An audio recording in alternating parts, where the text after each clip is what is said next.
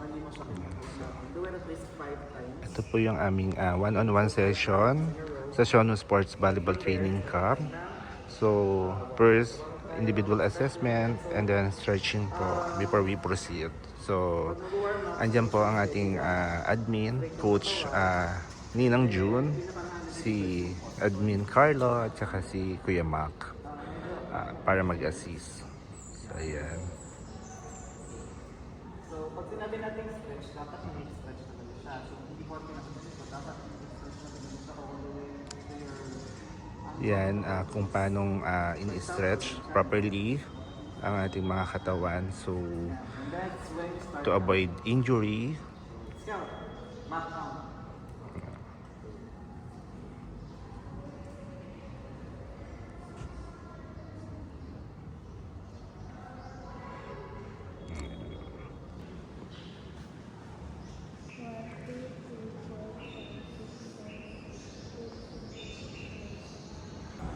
Ayan po ang aming assessment for receive po.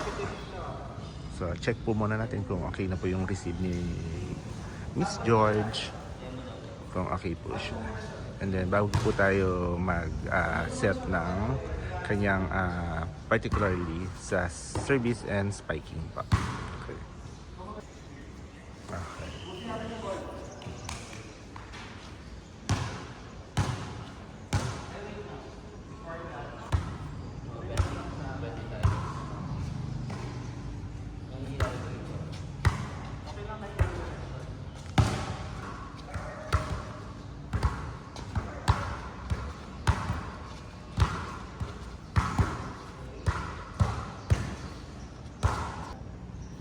Kasi hindi mo alam kung saan ball papunta kasi pwede mo siya sa side na to. Kung mangyari sa'yo, nakalimutan ka na magaling ka. Hindi mo i-avoid natin. Kasi supposed to, ang dapat na mangyari is from here, habol mo siya or step to me. Okay? So, ang ultimate goal mo when receiving is make sure na meron kang steady straight line dito. Patingin. Here. Lower your butt. Hindi mo pa iwan mo. Yeah. Yan. So, kumbaga, meron kang plywood dito na pinapangtal mo. Okay?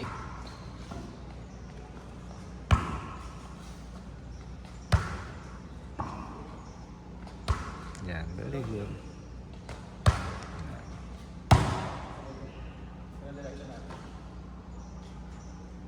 Yan.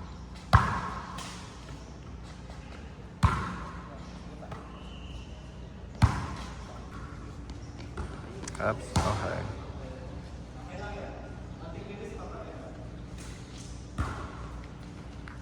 Yan, very good. Nice.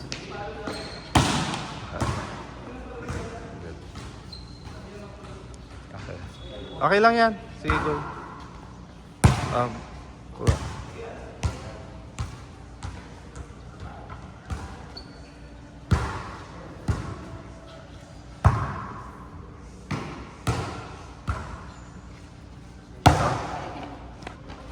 Yan.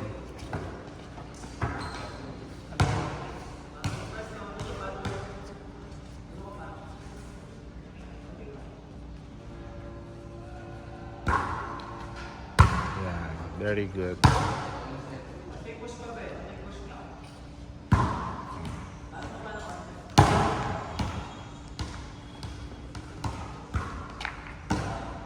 Yan, very good.